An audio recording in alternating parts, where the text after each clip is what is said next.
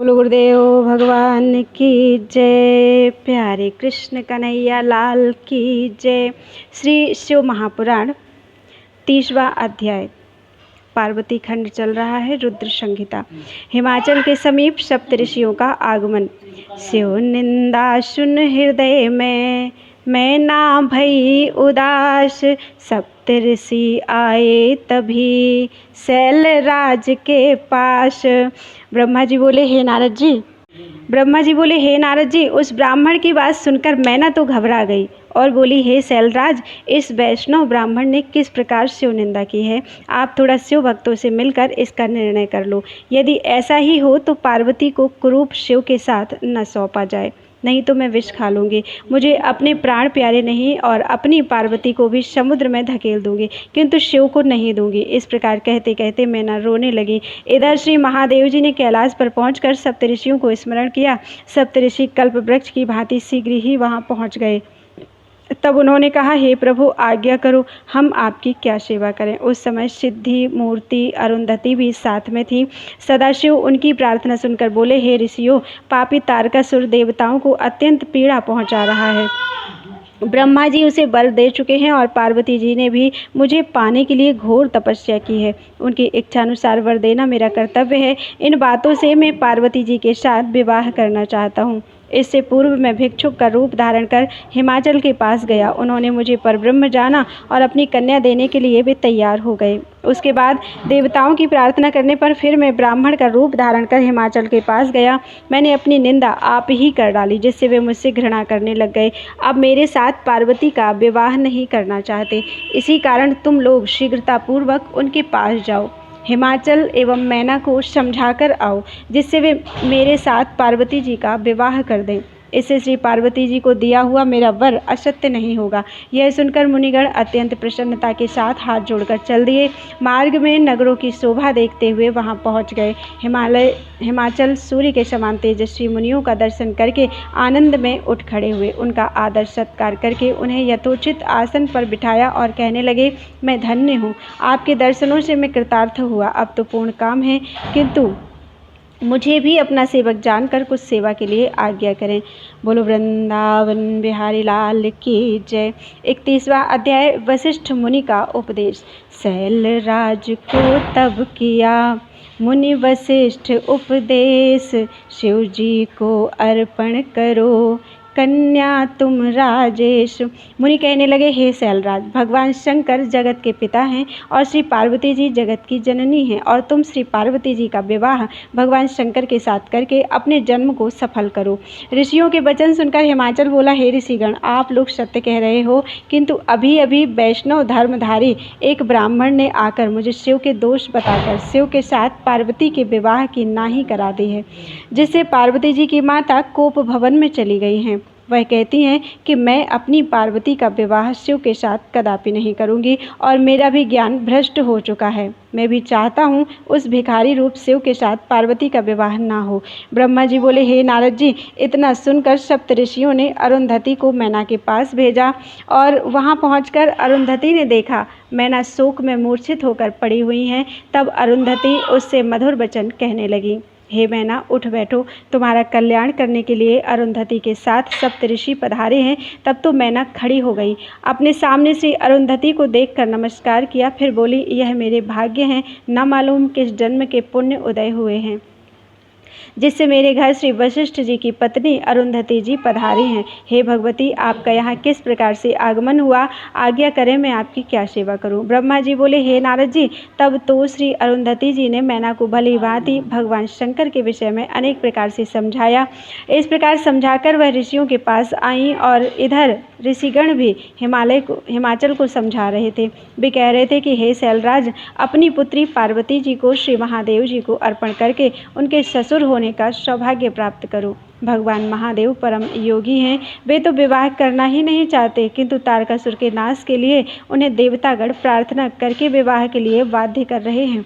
इसी कारण तुम्हारी कन्या ने भी घोर तपस्या द्वारा उनसे यही वर मांगा है कि आप ही मेरे पति बनो। ब्रह्मा जी बोले, हे नारद जी। तब डर कर हिमाचल बोले, हे ऋषियों, मेरी पुत्री तो राजपुत्री है, राजाओं जैसा सुख भोगती है, किंतु शिव जी के घर तो सुवर्ण, धन, वैभव आदि कुछ भी नहीं है। वहाँ तो भोजन पदार्थ भी नहीं दिखाई देते। यह कन्या वहाँ जाकर क्या खाएगी, क्या सुख भोगेगी? अब आप ही इन बातों पर विचार करें, जैसा उचित समझें वैसी आज्ञा करें। इस प्रकार हिमाचल के कहने पर वशिष्ठ जी बोले, हे शैलराज, तुम शिव स्वरूप को जानते ही नहीं। उनका धनपति कुबेर सेवक है। उनके यहाँ धन की कौन सी कमी है? जो सारे संसार की उत्पत्ति, पालन तथा संहार करते हैं, उन्हें भोजन का क्या दुख है? ब्रह्मा विष्णु तो उनके अंश हैं। उन्होंने ही मुख से सरस्वती, वक्षस्थल से लक्ष्मी एवं अपने तेज से शिवा प्रकट की हैं। भला उन्हें दुख कैसे हो सकता है? तुम्हारी कन्या तो कल्प कल्प में उनकी पत्नी होती रही है एवं होती रहेगी। अतएव इन बातों का तुम विचार ही ना करो। अपनी कन्या सदाशिव को अर्पण कर दो। तुम्हारी कन्या के तप करते समय देवताओं की प्रार्थना करने से सदाशिव तुम्हारी कन्या के समीप पहुँचे और उसे वर दिया। तुम्हारी कन्या के ही कथन से शिव जी तुमसे कन्या मांगने के लिए तुम्हारे घर पधारे और सदाशिव को प्रसन्न होकर उस समय तुमने कन्या देने के लिए वचन दे दिया। अब उन वचनों से हट रहे हो, यह उचित नहीं है। अब यदि प्रेम से तुमने कन्यादान ना किया तो भगवान शंकर बलपूर्वक ही तुम्हारी कन्या के साथ विवाह कर लेंगे। हे शैलेंद्र, यह समझ लो, इसमें तुम्हारा एक भी शिखर न रहेगा। इससे पहले इंद्र द्वारा पंख काट लिए गए हैं, अब अपने शिखरों को भी नष्ट करना चाहते हो। हे शैलेंद्र, केवल कन्या के कारण अपना कुल क्यों नष्ट कर रहे हो? कुल की रक्षा के लिए एक का त्याग कर देना अच्छा होता है, ऐसा नीति शास्त्र कहते हैं। देखो, अनरण्य राजा ने भयभीत होकर अपनी पुत्री ब्राह्मण को दे दी और अपनी संपत्ति तथा परिवार की रक्षा कर ली। बोलो वृंदावन बिहारी लाल की जय। 32वां अध्याय, अनरण्य राजा की कथा। मुनि वशिष्ठ ने तब किया अनरण्य बयान, 32वें अध्याय में यह अनुपम आख्यान। ब्रह्मा जी बोले, हे नारद जी, इस प्रकार अनरण्य राजा की बात सुनकर हिमाचल पूछने लगे, हे महर्षि वशिष्ठ जी, अनरण्य राजा की हमें पूरी कथा सुनाइए। वह कौन थे और किस वंश में उत्पन्न हुए थे? तब वशिष्ठ जी कहने लगे, हे पर्वतराज, इंद्र सावर्णी नाम का जब 14वां मनु हुआ, उसी के वंश में राजा अनरण्य हुए। वह भगवान शंकर के प्रिय भक्त थे। 7 द्वीप पर इनका राज्य था। उन्होंने ही अपने कुल में भृगु जी को आचार्य बनाकर 100 यज्ञ किए थे। इनकी 5 रानियां थीं, 100 पुत्र तथा लक्ष्मी के समान परम सुंदरी पद्मा नाम की एक कन्या थी। यह कन्या राजा तथा रानियों को बहुत प्यारी थी। राजा बड़े उदार आत्मा थे। एक बार सब देवताओं ने कहा, आप इंद्र के सिंहासन पर बैठकर स्वर्ग का राज्य करो, किंतु इन्होंने स्वीकार नहीं किया। जब इनकी परम प्रिय कन्या विवाह के योग्य हुई तो इन्होंने उसके वर की खोज के लिए चारों ओर पत्र भेजे। चारों ओर वर की तलाश होने लगी। इतने में तप करके लौटते हुए पिप्पलाद ऋषि ने वन में एक मनुष्य को अपनी स्त्री के साथ विहार करते देख लिया। ऋषि के मन में भी काम वासना जग गई। स्त्री किस प्रकार प्राप्त हो यही विचार करते करते ऋषि अपने स्थान पर पहुँचे। फिर कुछ समय के बाद एक दिन पिप्पलाद पुष्पभद्रा नामक नदी पर स्नान करने गए। वहाँ अनरण्य की परम सुंदरी कन्या भी आई थी। उसकी सुंदरता देखकर मोहित हो गए। ऋषि ने कन्या के आसपास खड़े हुए मनुष्यों से उसका परिचय पूछा। उन लोगों ने हंसकर कहा कि यह तो अनरण्य राजा की पद्मा नाम की कन्या है। क्या आपका मन इस पर मुग्ध हो गया है? जाकर राजा से मांग क्यों नहीं लेते? इस प्रकार के हास्य युक्त वचन सुनकर मुनि लज्जित हो गए और अपने दिल में उसे पाने की इच्छा कर ली। उसके बाद शीघ्रतापूर्वक स्नान, नित्य कर्म, शिव पूजन आदि करके पिप्पलाद राजा अनरण्य की सभा में चले गए। राजा ने मुनि को देखकर प्रणाम किया और विधिवत पूजन करके उनको आसन पर बिठाया। ऋषि से सेवा पूछी तो ऋषि ने राजा से उसकी कन्या की याचना की। इतना सुनकर वह राजा चुप हो गए। कुछ क्षणों के बाद ऋषि फिर बोले, हे राजन, अपनी कन्या शीघ्र ही मुझे दे दो, नहीं तो कुल के साथ तुमको क्षण भर में ही भस्म कर दूंगा। ब्रह्मा जी बोले, हे नारद जी, इस प्रकार मुनि के कहने पर राजा रोने लग गए। रानियां, नौकर चाकर सबके सब रोने लगे। इस बूढ़े ऋषि को कन्या किस प्रकार दे दी जाए? लोग क्या कहेंगे? राजा इसी चिंता में घुल रहे थे। उसी समय राजपुरोहित तथा राजगुरु वहां आ गए। राजा ने रोते रोते उस ऋषि का वृत्तांत कह सुनाया। तब पुरोहित तथा गुरु विचार कर राजा से बोले, हे राजन, आपको कन्या का कन्या को किसी न किसी के साथ विवाह तो करना ही है, फिर इसके साथ ही क्यों न विवाह कर दो, जिससे आपके कुल की रक्षा हो जाए। इस ब्राह्मण द्वारा कुल का विनाश हो जाना अच्छा नहीं है।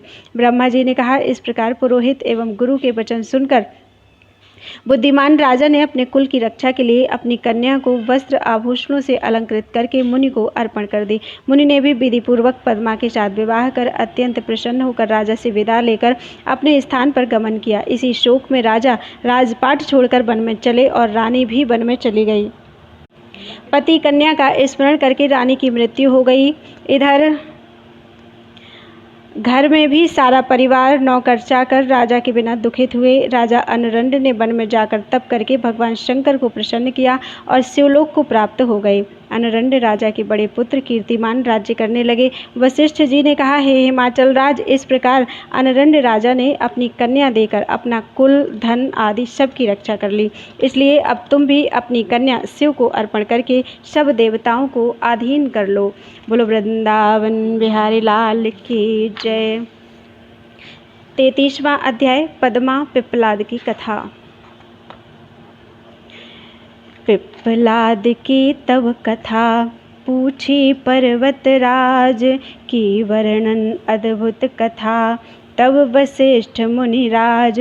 ब्रह्मा जी बोले, नारद जी हिमाचल अनरण्य की कथा सुनकर कहने लगे, हे मुनीश्वर वशिष्ठ जी, आपने अनरण्य राजा की बहुत सुंदर कथा सुनाई है, अब कृपा करके पिप्पलाद की कथा सुनावे। पद्मा के साथ विवाह कर ऋषि ने कहाँ निवास किया और क्या क्या करते रहे। वशिष्ठ जी बोले, हे पर्वतराज, वह पिप्पलाद अत्यंत वृद्ध थे, मुंह पर झुर्रियाँ निकली हुई थी, दांत नहीं थे, कमर झुक गई थी, कांप कांप कर चलते थे। इस प्रकार बूढ़े मुनि पद्मा के साथ विवाह करके अपनी कुटिया पर निवास करने लगे। वह पद्मा साक्षात लक्ष्मी थी, अपने बूढ़े पति को साक्षात विष्णु समझकर उसकी सेवा पूजा करने लगी।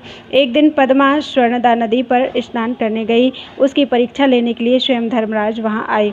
उन्होंने राजाओं जैसा सुंदर रूप धारण किया हुआ था। वस्त्र आभूषणों से शोभायमान नवयुवक कामदेव के समान लग रहे थे।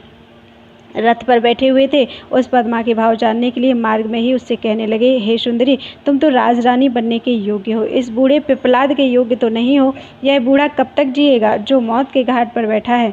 हे सुंदरी, यह सुंदर और रूप पूर्व जन्म के पुण्यों से प्राप्त होता है। इसका उपयोग सुंदर नवयुवक के साथ ही सुखदायक है, नहीं तो यह रूप बेकार चला जाता है। इसी कारण इस बूढ़े को त्याग कर मेरे साथ चली चलो। मैं तुम्हें हृदय की रानी बनाऊंगा। मैं रति प्रवीण हूँ, तुम्हें सुख पहुँचाऊंगा, मुझे अपना दास बना लो। इस प्रकार कहकर राजकुमार बने हुए धर्मराज रथ से उतर आए और पद्मा को पकड़ने के लिए तैयार हो गए। तब तो पद्मा थोड़ा हटकर क्रोध में आकर कहने लगी, अरे ओ पापी राजा, दूर हट, मेरे शरीर का स्पर्श मत करना, नहीं तो शीघ्र नष्ट हो जाएगा।